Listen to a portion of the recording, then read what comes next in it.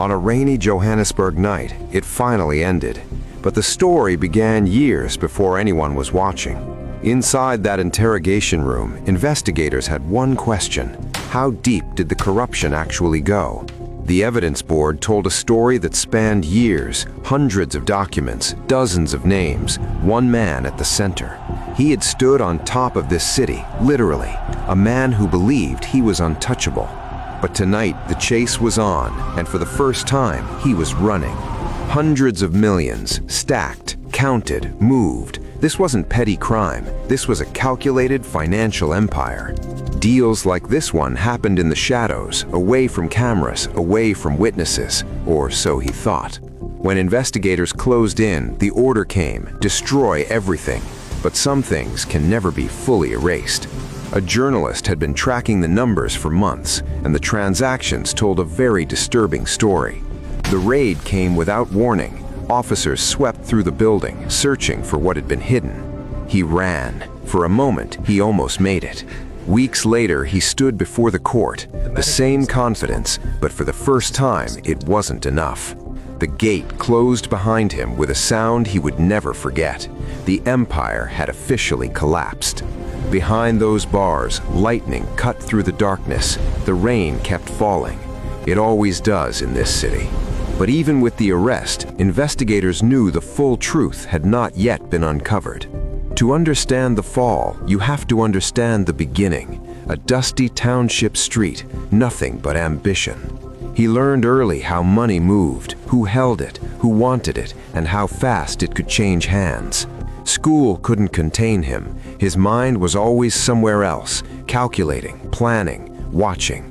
The conversations happened at night, under streetlights, with people who shared one thing: hunger for more. Early deals were small, insignificant almost, but every empire needs its first transaction. And sometimes those early deals came with consequences. He learned to run before he learned to negotiate. The plan came together slowly, piece by piece, on the walls of a tiny office with no heating. His first legitimate contract was a security services agreement. Small, legal, the perfect foundation. Within months, he had guards, vehicles, and clients, a real company, built faster than anyone expected. His men worked the night shift, loyal, disciplined. He made sure of that. Loyalty was everything. Bigger contracts followed. Government tenders, infrastructure. The meetings moved from small offices to boardrooms. Every stamp, every signature, another layer of legitimacy, built carefully, deliberately, over years. The money was growing faster than anyone could track, and that was precisely the point. Not every deal happened in a boardroom. Some of the most important ones happened over a quiet lunch. He looked out over Johannesburg and saw a city that owed him something. He was wrong. Every handshake was a new door, and he had learned exactly how to walk through each one. The numbers climbed quarter after quarter. Auditors signed off. No one was looking closely enough. He negotiated with people twice his age and almost always walked away with what he came for. His security operation now stretched across multiple provinces, hundreds of employees, millions in contracts. Paper, signed and stamped, each document a step closer to the top and a step closer to disaster. Power changes a person. He had wanted success, but somewhere along the way, he had started wanting control. Access to government buildings, to officials, to decisions worth hundreds of millions of dollars. He had all of it. Inside those rooms, procurement decisions were made, and he made sure he was always in the room.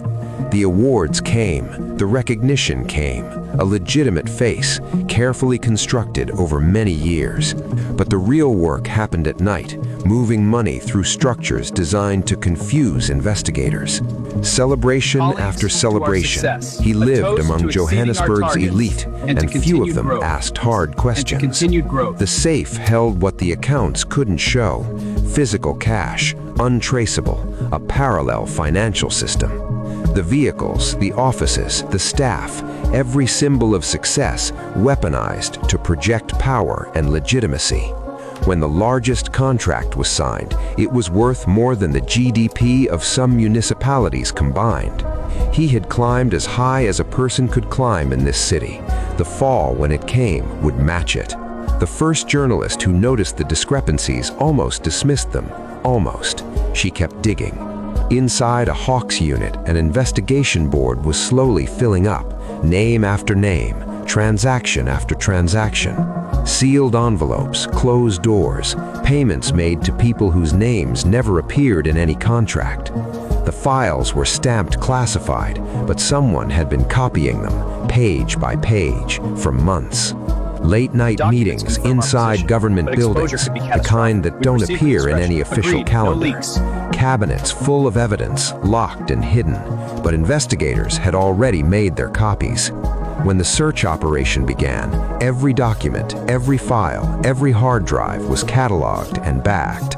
The intercompany transfers were enormous, routed through 3 countries, 4 shell companies, and 1 cooperative bank. The shredder ran for 6 hours that night. They didn't know it was already too late. A final meeting. Documents changed hands over a meal worth more than most South Africans earn in a month. The lead detective carried the case personally. Thick, heavy, years of work compressed into one folder. New evidence arrived daily. The board grew. The red strings multiplied. The picture became undeniable. When the story broke, it was front page, and the headline was worse than he had imagined. Police surrounded the building at 2300 hours, officers positioned at every exit. No one was going anywhere. From inside, he watched the lights. He had planned for many things, but not for this. The raid was fast, coordinated, and precise. 30 officers, 12 locations, simultaneous entry at dawn. Every computer, every file, every hard drive removed, cataloged, and bagged under strict chain of custody protocols. The first interrogation lasted 9 hours. He said very little. His lawyers said even less. Within hours, the story was live on every major network. The country watched, and then it wanted answers. A secondary warehouse search uncovered what the office sweep had missed: physical records hidden behind a false wall. Surveillance footage placed him at 3 locations he had denied visiting. The timeline was airtight. Hundreds of evidence bags, all photographed, all logged, a chain of evidence built to withstand any legal challenge. The first public appearance came outside the building, surrounded by cameras, questions, and the weight of scrutiny. The investigative team met through the night, building the final prosecution strategy piece by piece. He watched himself on the news, charges read aloud, his name repeated until it meant something different. Every red string connected a decision to a payment to a person to a cover-up. The convoy moved through Johannesburg under the cover of darkness. The arrest warrant had been signed. He packed quickly, documents, drives, cash, but there was nowhere left to run. Officers took their positions. The operation commander gave one final confirmation. Then they moved in. The case was ready, every piece in place. The last phase was about to begin. Red and blue lights flooded his street at midnight. Neighbors watched from behind closed curtains. The arrest was public, and intentionally so. A statement to everyone watching: no one is above this. The sound of handcuffs closing, that metallic click, marked the end of 20 years of calculated deception. He was escorted into the vehicle without a word. The cameras kept rolling. The country kept watching. The courtroom was full on the first day. Politicians, journalists, business leaders, all waiting for the same moment. The state's case was comprehensive: financial records, testimony, surveillance, and a paper trail spanning a decade. He sat through it all in silence, watching the lawyers argue over the facts of his own life. Outside the courthouse, journalists filed story after story. This was the biggest corruption case in years. The investigators walked out into the sunlight and said nothing. The work had spoken for itself. That first night in the holding cell, no assistants, no phones, no view of the city, just walls. The transport arrived at the facility just before midnight. A different kind of gate was waiting. Cold floodlights, officers on either side. The walk from the vehicle to the entrance took 30 seconds. The gate closed. The echo carried down the corridor and disappeared into the dark. He walked the corridor like a man who still expected someone to stop this. No one did.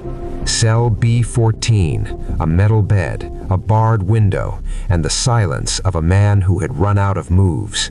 Sunlight moved across the cell floor in slow arcs. The days had a rhythm here, one he couldn't control. He wrote constantly, notes, reflections, perhaps appeals. The pen was the only power he had left. The yard offered a view of the sky, nothing else. Outside these walls, Johannesburg continued without him. The detective returned to it late at night, looking for the connections that still didn't make sense. The journalist published her final piece at 2 a.m. She closed the laptop and didn't feel relief, just questions. From his window, he could see city lights in the distance, the city he had once believed he owned. The lights went out, the files stayed. Some cases don't end, they just pause. From above, the prison looked like any other building. Inside, it held the answers to questions South Africa was still asking. He walked further down the corridor, and the darkness swallowed him. Some doors only opened from the outside. The board faded, but the strings remained. Connections that had never been fully explained. Names never charged. The detective closed the folder, stamped it, filed it, but kept a copy, because this wasn't finished. Johannesburg glows at night, beautiful and indifferent. Somewhere in this city, the next story is already being written.